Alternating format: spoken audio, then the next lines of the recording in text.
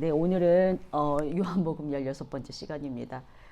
오늘은 예수님의 권능을 경험하는 믿음이라는 제목으로 말씀을 나누려고 합니다.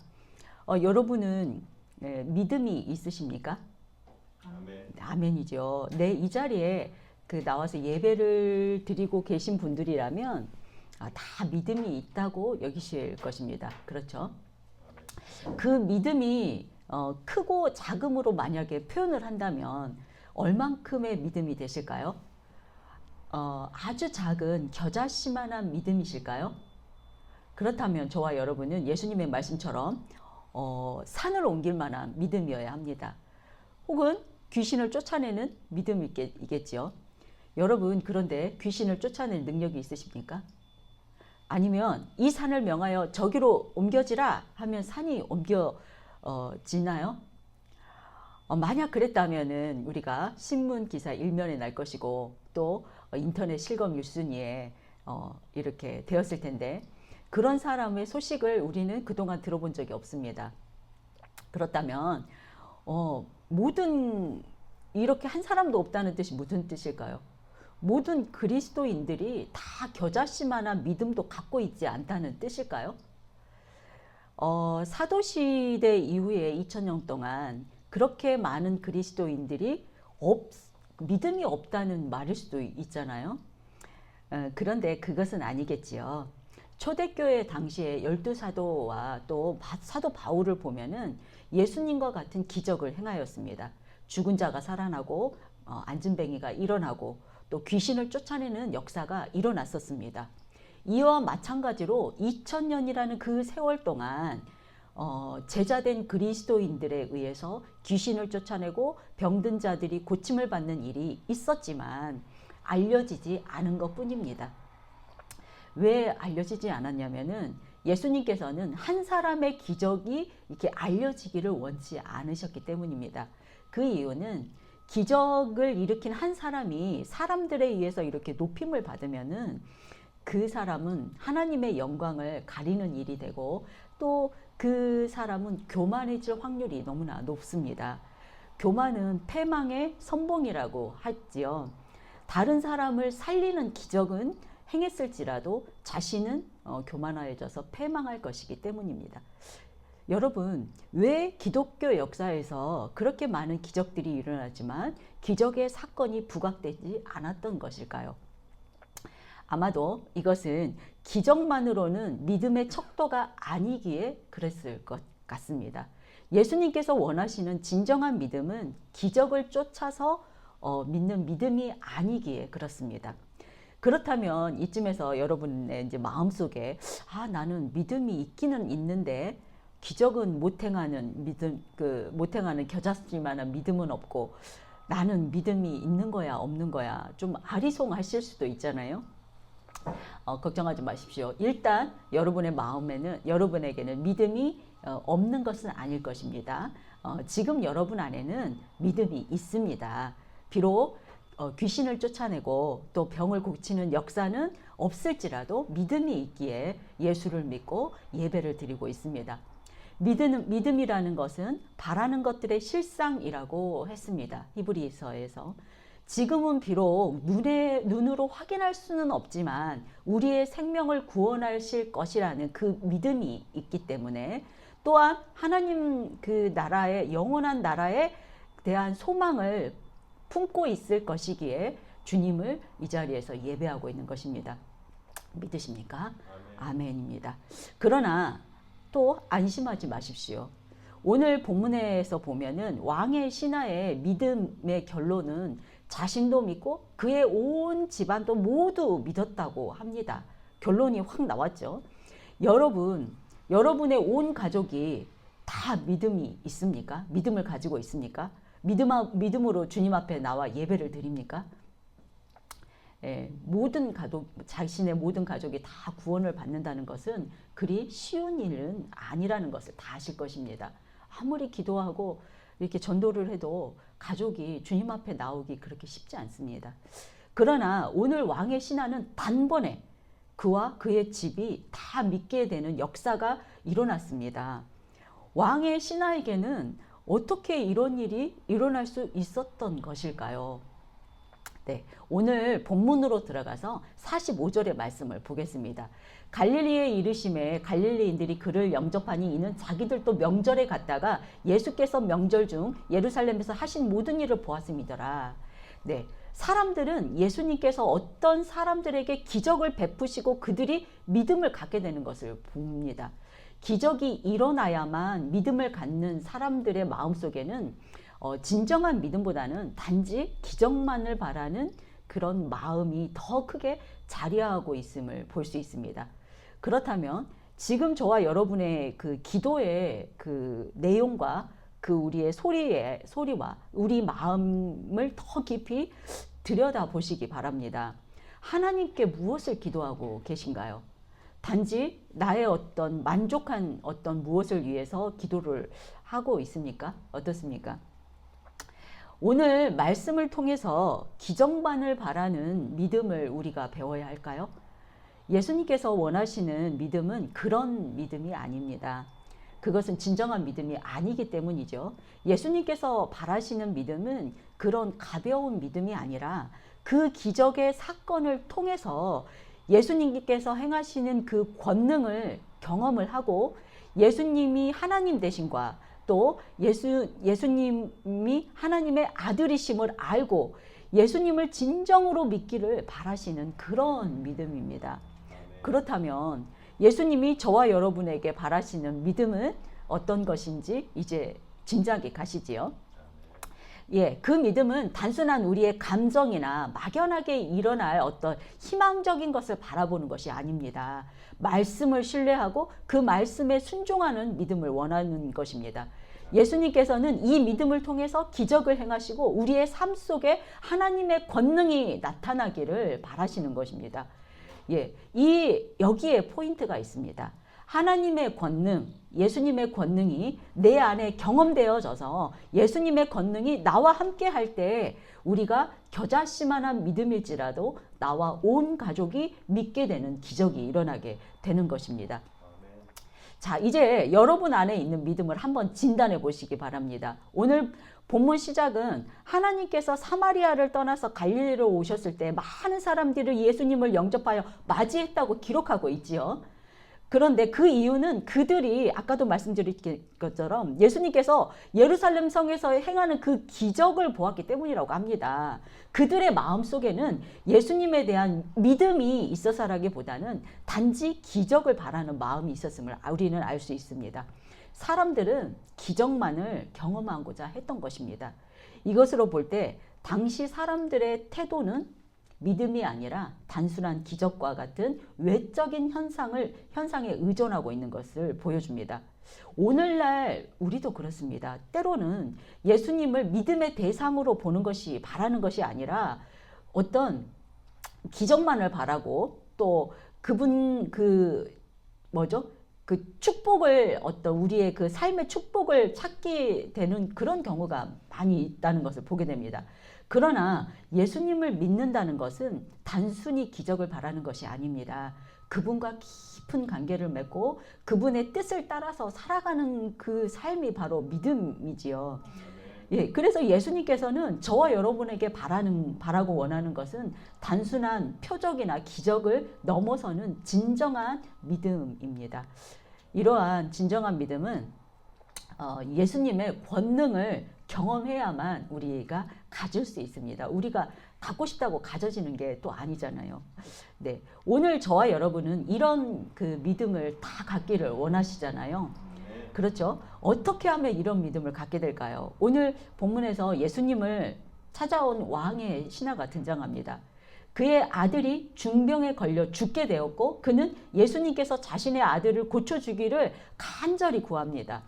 그는 그때는 지금 조금 부족한 믿음으로 시작했지만 예수님의 기적을 통해서 예수님의 권능을 경험하게 되고 또 생명을 얻게 하시는 예수님을 알게 됩니다. 그럼으로써 진정한 믿음의 사람으로 변화됩니다. 자, 오늘 본문을 통해서 우리가 구해야 할 것은 무엇일까요? 바로 예수님의 권능입니다. 네, 예수님의 권능을 경험하는 믿음을 갖기 위해서는 첫 번째 믿음으로 기적을 경험해야 합니다. 46절에서 47절까지의 말씀입니다. 예수께서 다시 갈릴리 가나에 이르시니 전에 물로 포도주를 만드신 곳이라. 왕의 신하가 있어 그의 아들이 가버나움에서 병들었더니 그가 예수께서 유대로부터 갈릴리로 오셨다는 것을 듣고 가서 청하되 내려오셔서 내 아들의 병을 고쳐주소서 하니 그가 거의 죽게 되었음이라. 아멘. 여기에 왕의 신하라고 이 번역돼서 그의 신분에 대한 어떤 무게가 가볍게 나오지만 실제로 그는 큰 권세가 있는 귀족입니다. 유대인은 당연히 아니겠죠. 아마 이방인이 확실합니다. 중세시대에 우리가 그 귀족들에 보면은 어떤 영주, 거의 왕에 가까운 그런 권력을 갖고 있지요. 아마 중세시대와 같은 그런 귀족은 아닐지라도 그 당시에 왕의 친척이나 어떤 그에 비슷한 그런 권력과 부를 가지고 있는 우리가 요즘 말로 하면 로얄 패밀리일 것입니다. 우리가 고대로부터 예수님 당시나 또 오늘날까지 로얄 패밀리가 믿음을 갖는다는 것은 매우 힘들다는 것을 다 알고 계시지요. 우리도 그렇잖아요. 조금만 배부르고 등 따셔도 우리는 나태해지고 믿음에서 멀어지게 됩니다. 그러나 오늘 본문의 귀족은 어떻게 이렇게 어려운 그 환경인데도 믿음을 갖게 되었을까요? 예수님께서는 3장에서 바리새인 중에 바리새인이었던 유대인의 대표격인 니고데모를 만나 주셨고 그를 구원시켜 주셨죠. 그 다음에는 사마리아인 중에서 가장 비천한 여인을 만나 주시고 그를 구원시켜 주셨습니다.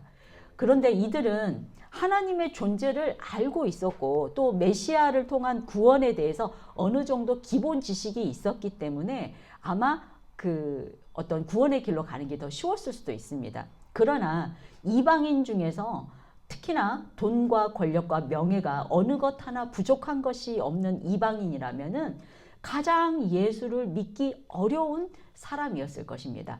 그런 그가 예수님을 만남으로 기적을 경험했고 그와 그의 집이 모두 예수를 믿게 되는 놀라운 역사가 일어난 것입니다. 그런 놀라운 역사가 좀 우리에게 체휼되지는 않으실 것입니다. 그렇지만 이 일은 굉장히 놀라운 일입니다. 이 기적은 어떻게 시작되냐면 이 사람에게 큰 고난이 닥치면서부터 이 기적은 시작됩니다. 왕의 신하는 지금 그 아들이 죽을 병에 걸렸다고 하죠. 그런데 단순한 죽을 병의 정도, 어떤 병의 깊이가 깊은 그런 정도가 아니라 아주 급박한 상황입니다. 그 얼마나 급박한 상황이냐면은 킹제임스 버전에 여기에 at the point of death라고 나옵니다.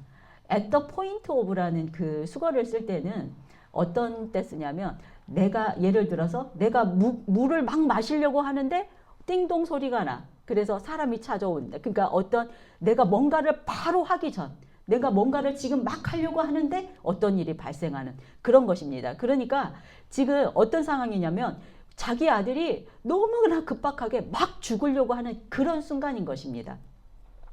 그 기적은 그때 그 기적은 그 전부터 아마 예수님의 기적에 대한 소문을 들었을 것이고 그 기적에 대한 어떤 믿음을 가지고 예수님을 찾아온 것입니다.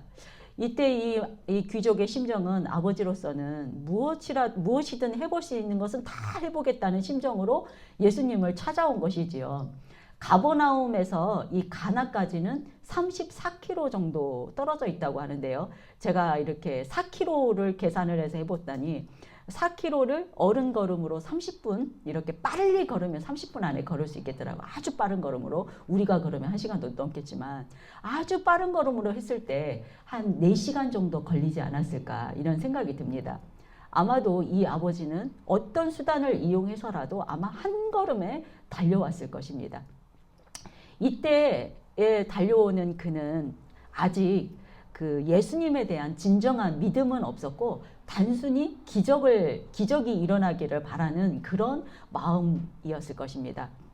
예, 그래 이때 예수님은 그의 믿음을 시험하십니다. 48절에 보면은 너희는 표적과 기사를 보지 못하면 도무지 믿지 아니하리라 이렇게 말씀하시죠. 이 의미가 뭐냐면 그가 단순히 기적을 구하는 믿음이 아니라 진정으로 믿음을 가져야 한다는 그런 의미가 담겨 있는 말씀입니다. 그에게 단순히 기적만이 아닌 믿음을 가지라는 그런 교훈을 주고 계시는 말씀인 것이죠. 비록 아들이 죽음이 경각에 달린 급박한 상황일지라도 그는 예수님께 자그마한 믿음을 보입니다. 49절에 주여 내 아들이 죽기 전에 내려오셔서 고쳐주소서 하고 이렇게 간절히 예수님께 간구합니다. 그런데 예수님께서는 그 누구를 만나든지 간절히 구하는 자 또는 긍휼히 여김을 받아야 할 자들을 외면치 않으시고 정성을 다해서 만나주시고 또 구원받기를 원하시는 분임을 믿으십니까? 아멘입니다. 이 왕의 간구를 당연히 들어주십니다. 50절입니다. 예수께서 이르시되 가라 내 아들이 살아있다 하시니 그 사람이 예수께서 하신 말씀을 믿고 가더니 아멘. 신하는 예수님의 말씀을 믿고 돌아갑니다. 왕의 신하가 기적만을 바라는 믿음에서 진정한 믿음으로 변화가 되는 그런 장면입니다.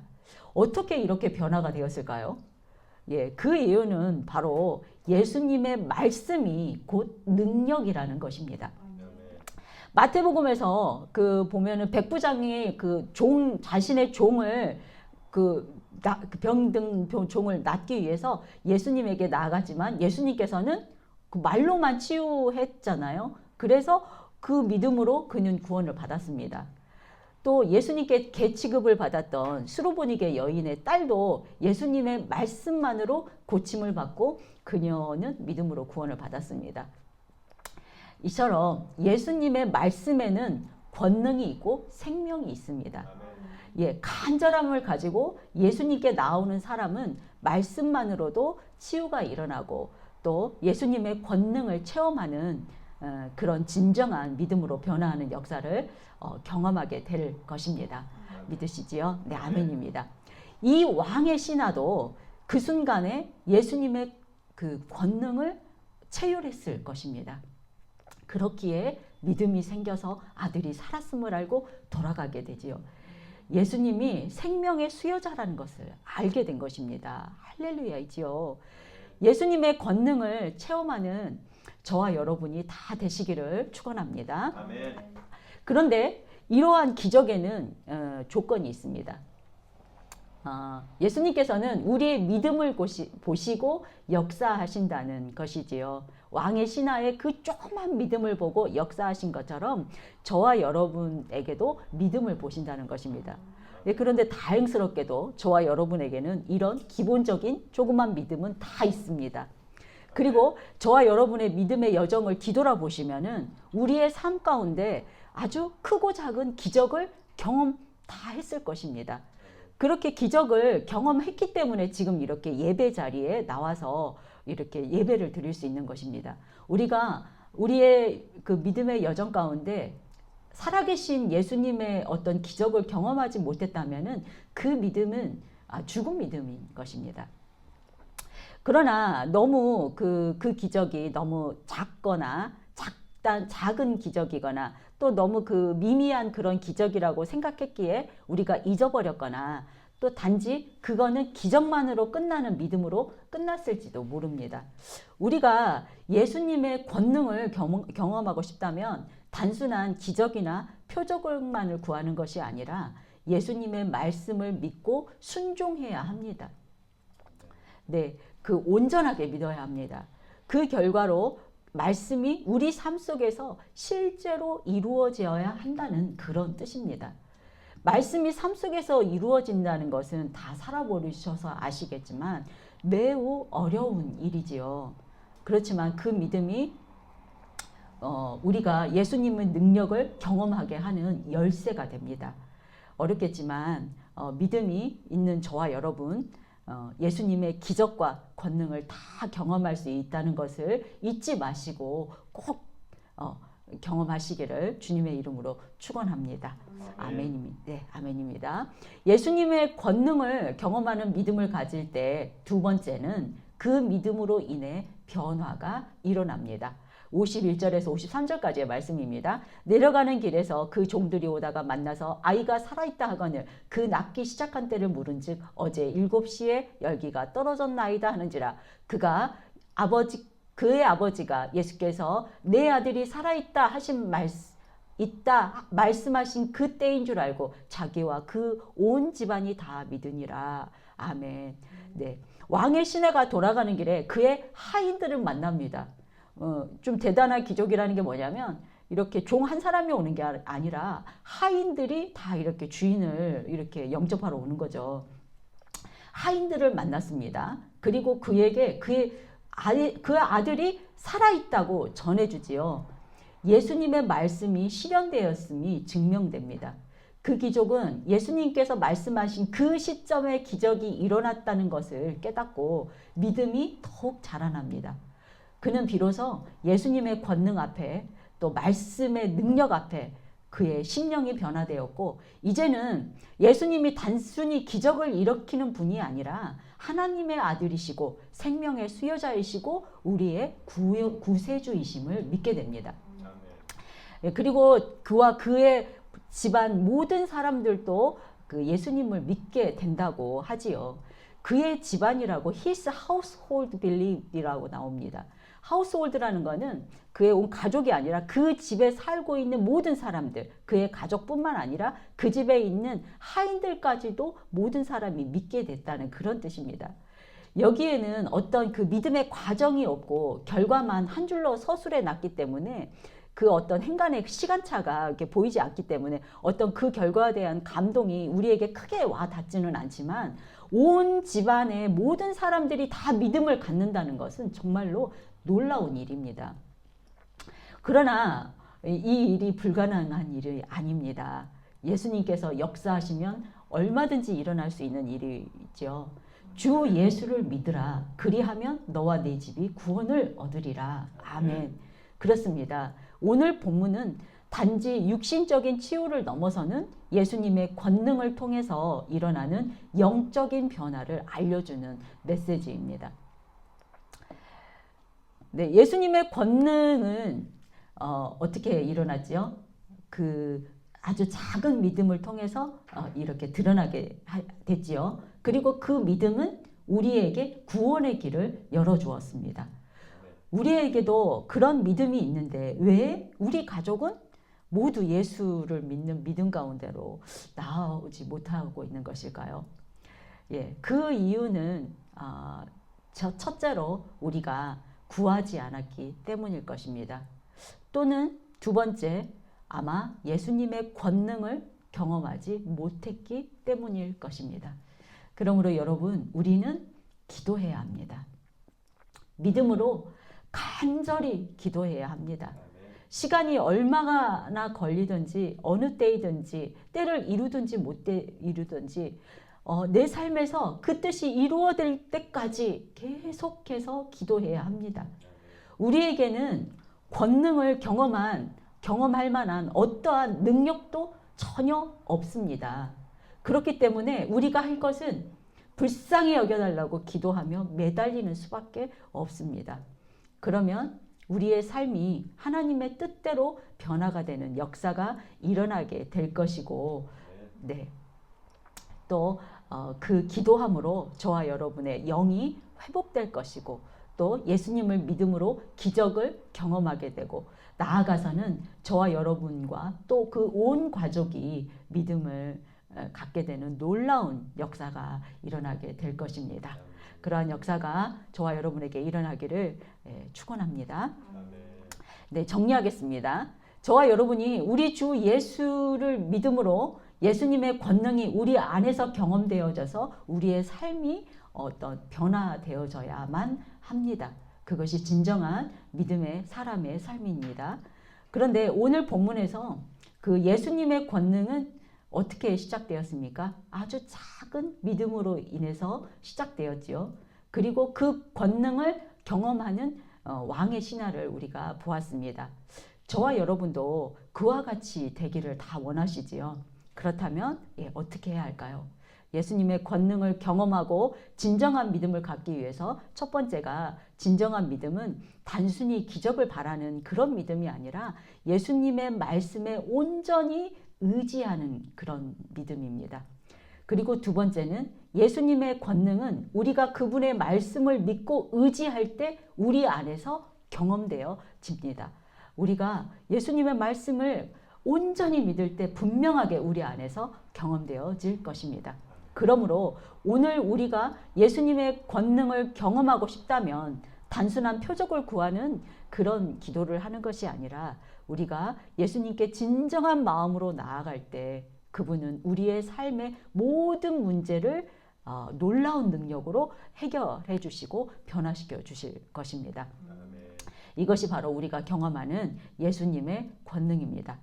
예수님께서도 우리의 믿음을 시험하시는 이유가 무엇입니까? 우리에게 기적이 일어나서 우리가 그 기적을 누리기를 원하십니다.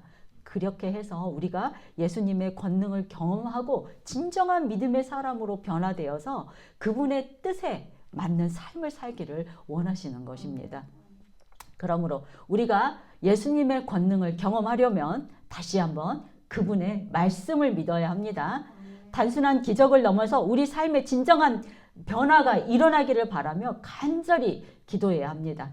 저와 여러분의 가족이 모두 믿음으로 나오는 놀라운 역사가 반드시 일어날 것입니다.